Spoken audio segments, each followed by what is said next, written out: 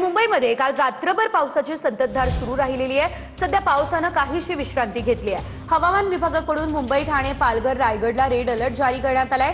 काही ठिकाणी मुसळधार पावसाची देखील शक्यता आहे। काही जिल्ह्यांमध्ये अतिजोरदार पावसाची शक्यता वर्तवण्यात आली आहे। हवामान विभागाकडून सतर्क राहण्याचं आवाहन देखील करण्यात आलेलं आहे। मुंबईमध्ये रात्रभर पावसानं जोरदार बॅटिंग केली आणि त्यानंतर आता सकाळपासून काहीशी विश्रांती या पावसानं घेतली आहे। दादरच्या मीनाताई ठाकरे फुल मार्केट परिसरामध्ये एक झाड कोसळलेलं आहे। मुंबईमध्ये झाड पडझडीच्या घटना या वाढत असल्याचं आपण पाहतोय। आता थेट दादरच्या मीनाताई ठाकरे फुल मार्केट परिसरामध्ये हे झाड कोसळलेलं आहे।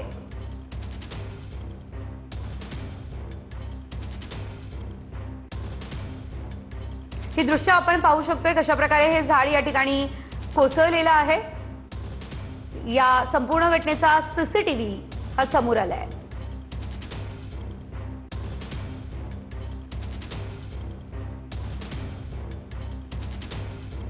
या संदर्भात अधिकचे अपडेट आमचे प्रतिनिधी अक्षय मंकणी यांच्याकडून घेऊयात। अक्षय, आपण पाहू शकतोय आता थेट फुल मार्केट परिसरामध्ये ही घटना घडलेली आहे, झाड पडलेलं आहे। काय अपडेट, यामध्ये कुणाला दुखापत झालेली आहे का, काय परिस्थिती? खरं तर रात्री 2:15 वाजता ही संपूर्ण झाड पडलेल्याची घटना जी आहे ती दादरच्या फुल मार्केट परिसरामध्ये झालेली असल्याचं आपल्याला पाहायला मिळतंय। संपूर्ण मोठं वडाचं झाड आहे आणि खूप जुनं असलेलं हे झाड जे आहे ते संपूर्ण या ठिकाणी फुल मार्केटचा जो पत्र्याचा शेड आहे त्या शेडवरतीच हे संपूर्ण पडलेलं असल्याचं पाहायला मिळतं। त्यामुळे फुल मार्केटचं मोठं नुकसान या ठिकाणी झालेलं असल्याचं आपल्याला पाहायला मिळतंय। अनेक फुल मार्केटमधले जे विक्रेते आहेत, फुल विक्रेते, त्यांनी आपला व्यवसाय जो आहे तो या ठिकाणी आतमधल्या परिसरामध्ये लावलेला नाहीये आणि या ठिकाणची लाईट देखील संपूर्ण गेलेली असल्याचं आपल्याला पाहायला मिळतं फुल मार्केटची। आपल्याबरोबर काही फुल विक्रेते आहेत, आपण त्यांच्याशी बोलणार आहोत की कधी संपूर्ण घटना घडली आणि पालिकेकडे या सगळ्या संदर्भाची काही तक्रार वगैरे केलेली होती का?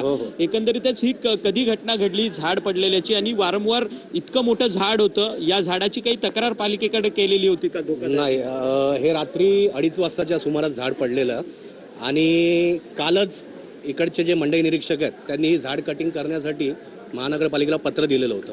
वास्तविक बघायला गेलं तर ही झाडं फार जुनी आहेत आणि अशा प्रकारे कोसळतील याची कल्पना कोणालाच नव्हती।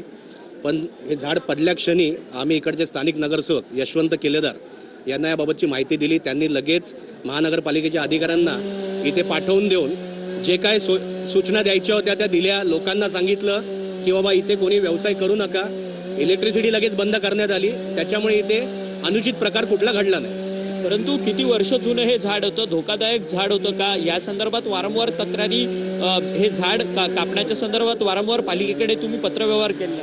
नाही, हे झाड तसं बघायला गेलं तर माझ्या अंदाजे 100 वर्ष तरी जुनं असावं।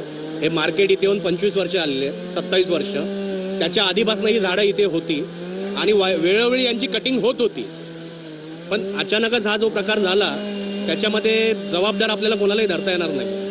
खरं तर आपण पाहिलं तर रात्री 2:30 वाजता हे संपूर्ण झाड जे आहे ते या ठिकाणी पडलेलं असल्याचं आपल्याला या ठिकाणच्या फुल विक्रेत्यांनी सांगितलेलं आहे आणि जवळपास 100 वर्षाहून झाड जुनं आहे अशा पद्धतीचं मत जे आहे ते या फुल विक्रेत्यांचं आहे आणि मोठ्या प्रमाणात झाडाच्या फांद्या ज्या आहेत त्या संपूर्ण या फुल मार्केटच्या संपूर्ण पत्र्यावरती येऊन पडलेल्या असल्याचं आपल्याला पाहायला मिळतं। सध्या या ठिकाणी झाड कटिंग करण्यासाठी माणसं जी आहेत ती या ठिकाणी पोहोचलेली असल्याचं आपल्याला पाहायला मिळतात। पालिकेचे अधिकारी वर्ग देखील या ठिकाणी पोहोचलेले आहेत आणि हे झाड जे आहे, धन्यवाद दिलेल्या सर्व सविस्तर अपडेट्ससाठी।